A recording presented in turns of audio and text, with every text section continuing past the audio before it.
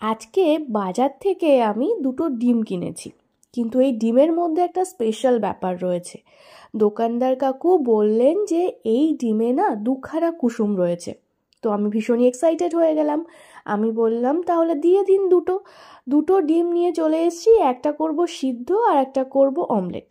আর তোমাদের সাথেও শেয়ার করে দেবো কেমন এটা দেখতে। দুটো কুসুমওয়ালা ডিম তো এর আগে আমি কখনো দেখিনি।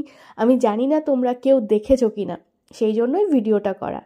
তো প্রথমেই আমি ডিমটা ফাটাতে শুরু করলাম। এটা দিয়ে আমি প্রথমে বানাবো একটা ডিমের পোচ।